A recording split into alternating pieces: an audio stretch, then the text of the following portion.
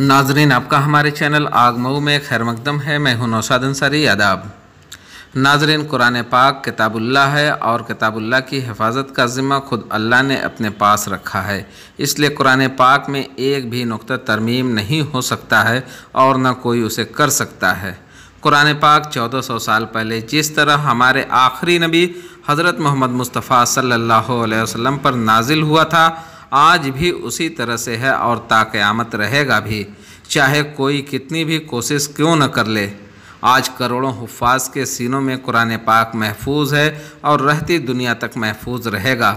वक्तन फ़वक्तन कुछ सरफिरे अनासिरों ने कुरान पाक में तरमीम करने की नापाक कोशिश की, लेकिन वो कामयाब नहीं हो सके और उन्होंने इसी दुनिया में अपनी तबाही और बर्बादी का मंज़र देखा है।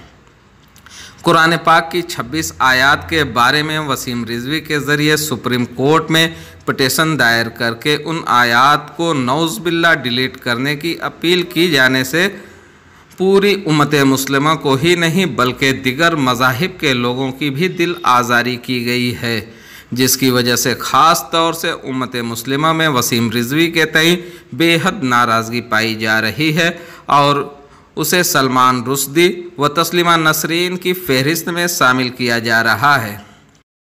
वसीम रिजवी की इसी हरकत की वजह से आज पूरी दुनिया में उम्मत मुस्लिमा बग़ैर किसी मज़हब व मसलक एक आवाज़ होकर वसीम रिजवी की मुखालफत में अपनी बरहमी का इजहार करते हुए उस मलऊन का पुतला नज़र आतिश कर रहे हैं और उसकी मलामत भी कर रहे हैं।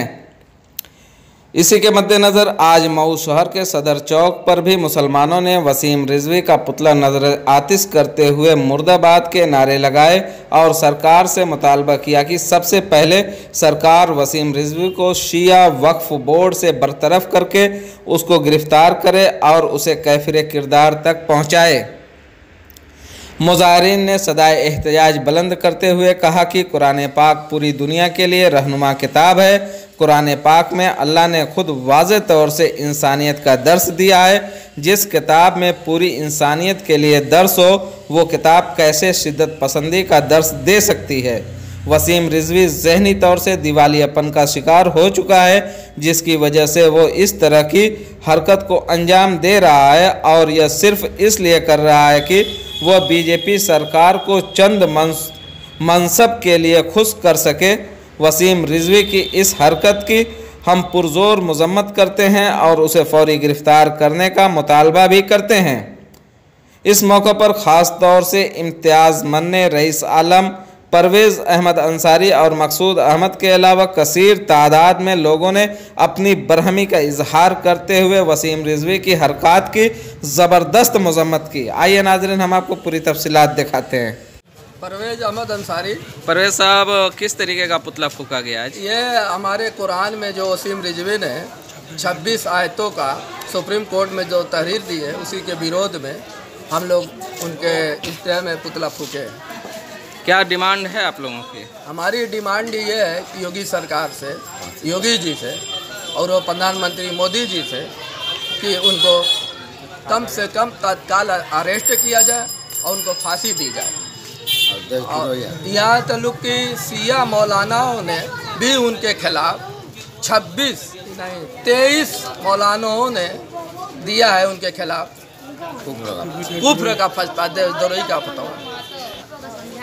इम्तियाज़ भाई, बताएं कि वसीम रिजवी ने जो कुरान की जो आयत है नौज़ बिल्ला 26 आयत को डिलीट करने हटाने का सुप्रीम कोर्ट से मुतालबा किया है, क्या लगता है किसके इशारे पे इस तरह का काम किया है? उनका नाम लेना नहीं चाहता हूँ, उतना गंदा आदमी। उनका भाई भी कहा मेरा भाई नहीं है, उसकी माँ कही मेरा बेटा नहीं है।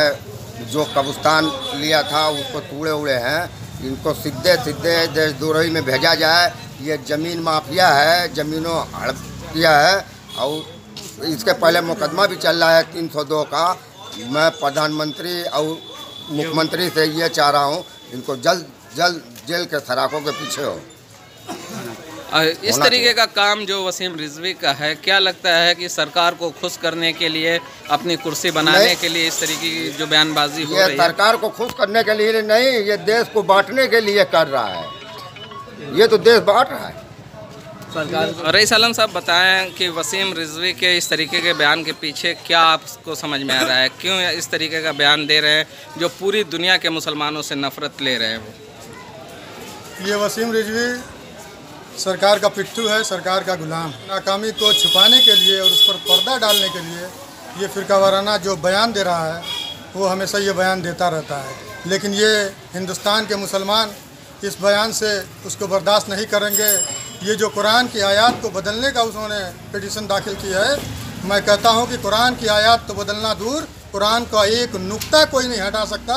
ये वसीम रिजवी नहीं, उसके बाप की भी ताकत नहीं है वसीम रिजवी उसके कुरान में मुदाखलत कर सके। ये हिंदुस्तान का मुसलमान मर जाएगा, कट जाएगा, लेकिन एक नुक्ते को आँच नहीं आने देगा।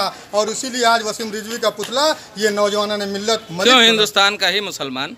क्योंकि कुरान तो पूरे आलम इस्लाम में जो है ये मकबूल है। कुरान का जहाँ तक मामला है, एक नुक्ते का जो बाल बाका कोई नहीं कर सकता। नहीं, देखिए ये हिंदुस्तान का चूंकि मामला है तो सबसे पहले हिंदुस्तानियों का ये फ़र्ज बनता है। पूरी दुनिया का आलम इस्लाम का जो इसमें हिस्से करेंगे, शामिल रहेंगे, लेकिन सबसे पहले हिंदुस्तान के मुसलमानों का ये फ़र्ज बनता है कि हम इसके खिलाफ लड़ाई लड़ें और मैदान और सड़कों पर उतर जाने का काम। इस मामले में शिया, सुन्नी, हनफी, अहले हदीस जितने भी मसलक के लोग रहे हैं मुत्तफ़िक़ा तौर पे वसीम रिजवी को खारिज कर दिए हैं, तो इस कदम को किस तरीके से आप देख रहे हैं? देखिए, शिया, सुन्नी, बरेलवी, देवबंदी का यहाँ कोई मसला नहीं है। हम उस अल्लाह को मानते हैं, उस कुरान को मानते हैं जिसने पूरे दुनिया में इंसानियत की नींव डाली है। यहाँ पे फ़िरका परंदी और बंदी का कोई मसला नहीं है, सिर्फ मुसलमान की बात है। चाहे मैंने जो कहा, आप मेरी बात शायद नहीं समझ पाए। मैं कहा कि हिंदू मुस्लिम, मैंने ये कहा कि शिया, सुन्नी, अहले हदीस, हनफी सारे लोगों ने मुत्तफ़िक़ा तौर से उसको खारिज कर दिया। इसको किस तरीके से आप ले रहे हैं? जी, ये बहुत अच्छा फैसला उन्होंने लिया है,